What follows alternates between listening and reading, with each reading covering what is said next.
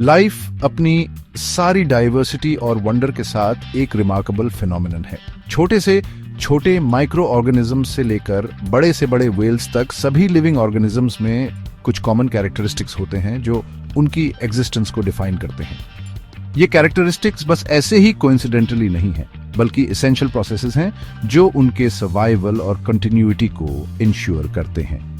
हम इन प्रोसेसेस को life processes कहते हैं। Imagine a car.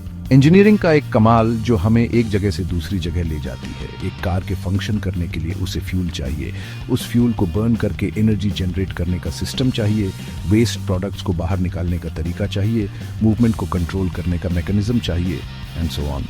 Similarly living organisms किसी भी मशीन से कहीं ज्यादा कॉम्प्लेक्स और इंट्रिकेट अलाइव रहने और थ्राइव करने के लिए इंटरकनेक्टेड प्रोसेसेस के सेट पर रिलाई करते हैं।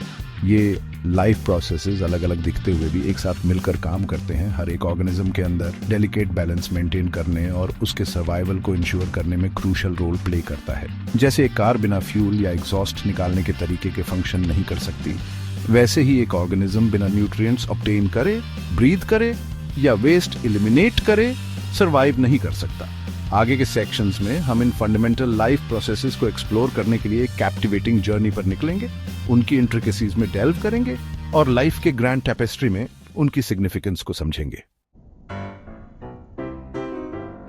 जैसे एक कार को चलने के लिए फ्यूल की जरूरत होती है, वैसे ही सभी लिविंग ऑर्गेनिजम्स को सरवाइव करने के लिए फूड की जरूरत होती है। फूड ऑब्टेन करने और यूज करने के इस प्रोसेस को न्यूट्रिशन कहते हैं। यह वह फाउंडेशन है जिस पर बाकी सभी लाइफ प्रोसेसेस डिपेंड करते हैं। लेकिन क्या आपको पता है कि सभी लिविंग थिंग्स एक ही तरह से नहीं खाते? आइए एक्सप्लोर करते हैं ऑटोट्रॉफ्स और हेटेरोट्रॉफ्स की फैसिनेटिंग दुनिया। इमेजिन अ प्लांट लंबा खड़ा वार्म सनलाइट में बास्किंग कर रहा है। प्लांट्स कुछ एल्गे और बैक्टीरिया के साथ ऑटोट्रॉफ्स होते हैं, जिन्हें अक्सर सेल्फ फीडर्स कहा जाता है। उनके पास सनलाइट को एनर्जी सोर्स के रूप में यूज करके कार्बन डाइऑक्साइड और वाटर जैसे सिंपल सब्सटेंसेस से डायरेक्टली अपना फूड प्रोड्यूस करने की रिमार्केबल एबिलिटी होती है। फोटोसिंथेसिस नाम का यह प्रोसेस मैजिक की तरह है, जो सिंपल इंग्रेडिएंट्स को कॉम्प्लेक्स शुगर्स में ट्रांसफॉर्म करता है, जो प्लांट की ग्रोथ और एक्टिविटीज को फ्यूल देते हैं। अब पिक्चर अ क्यूरियस डियर एक मेडो में ग्रेसफुली ग्रेजिंग कर रहा है। एनिमल्स जैसे ये डियर हेटेरोट्रॉफ्स होते हैं, मतलब अदर फीडर्स, वे अपना फूड खुद प्रोड्यूस नहीं कर सकते और सरवाइव करने के लिए जरूरी न्यूट्रिएंट्स ऑब्टेन करने के लिए दूसरे ऑर्गेनिजम्स को कंज्यूम करने पर रिलाई करते हैं। चाहे वह हर्बिवोर हो जो प्लांट्स खाता हो, कार्निवोर हो जो प्रे का शिकार करता हो, या ओमनिवोर हो जो वेरिड डाइट एंजॉय करता हो। हेटेरोट्रोफ्स अपने सस्टेनेंस के लिए दूसरे ऑर्गेनिजम्स द्वारा प्रोड्यूस किए गए ऑर्गेनिक मैटर पर डिपेंड करते हैं। ऑर्गेनिजम्स जिस तरह से अपना न्यूट्रिशन ऑब्टेन करते हैं, वह अर्थ पर लाइफ की इनक्रेडिबल डाइवर्सिटी का प्रमाण है। ऑटोट्रोफ्स जो प्रोड्यूसर्स हैं, ज्यादातर फूड चेन्स का बेस बनाते हैं, सन से एनर्जी हार्नेस करते हैं। हेटेरोट्रोफ्स जो कंज्यूमर्स हैं, फिर इस स्टोर्ड एनर्जी को यूटिलाइज करते हैं, हमारी दुनिया में लाइफ की इंटरकनेक्टेडनेस को शोकेस करते हैं। इमेजिन योरसेल्फ एक डीप ब्रेथ ले रहे हैं, एयर को अपने लंग्स में फिल करते हुए फील कर रहे हैं। ब्रीदिंग एक ऐसी चीज है जिसे हम अक्सर टेक फॉर ग्रांटेड लेते हैं, लेकिन यह एक फंडामेंटल लाइफ प्रोसेस है जिसे रेस्पिरेशन कहते हैं। रेस्पिरेशन वह तरीका है जिससे लिविंग ऑर्गेनिजम्स फूड से स्टोर्ड एनर्जी को यूजेबल एनर्जी में कन्वर्ट करते हैं। जैसे एक कार इंजन फ्यूल बर्न करके अपने मूवमेंट को पावर देता है, हमारे बॉडी के हर सेल के अंदर एक फैसिनेटिंग प्रोसेस हो रहा होता है। ग्लूकोज एक तरह का शुगर जो फूड से मिलता है, ऑक्सीजन की प्रेजेंस में ब्रेक डाउन होकर एनर्जी रिलीज करता है।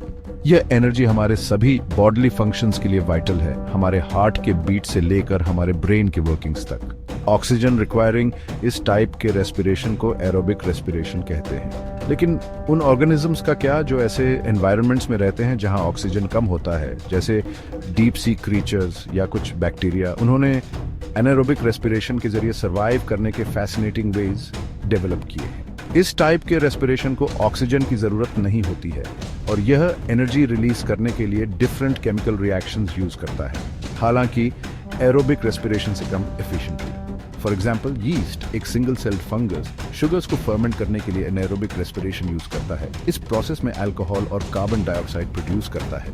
इसी तरह हम ब्रेड को राइज कराते हैं और अल्कोहलिक बेवरेजेस बनाते हैं।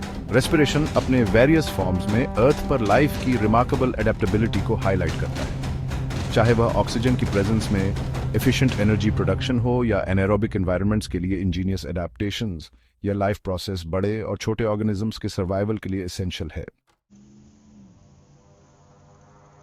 Imagine a bustling city, activity से भरा हुआ। सिटी अपने इंडस्ट्रीज और कॉमर्स से थ्राइव करता है, लेकिन यह वेस्ट प्रोडक्ट्स भी जनरेट करता है जिन्हें एफिशिएंटली मैनेज और रिमूव करने की जरूरत होती है। सिमिलरली हमारे बॉडीज के अंदर कई मेटाबॉलिक प्रोसेसेस कॉन्स्टेंटली होते रहते हैं।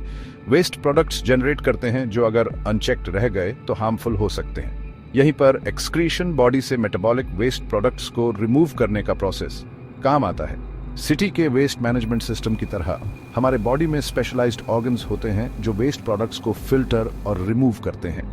किडनीज, हमारे लोअर बैक में लोकेटेड दो बीन शेप्ड ऑर्गन्स, हमारे एक्सक्रीटरी सिस्टम के सुपरस्टार्स हैं। वे टायरलेसली काम करते हैं, हमारे ब्लड से वेस्ट प्रोडक्ट्स फिल्टर करते हैं, एक्सेस वाटर और सॉल्ट्स के साथ यूरिन प्रोड्यूस करने के लिए।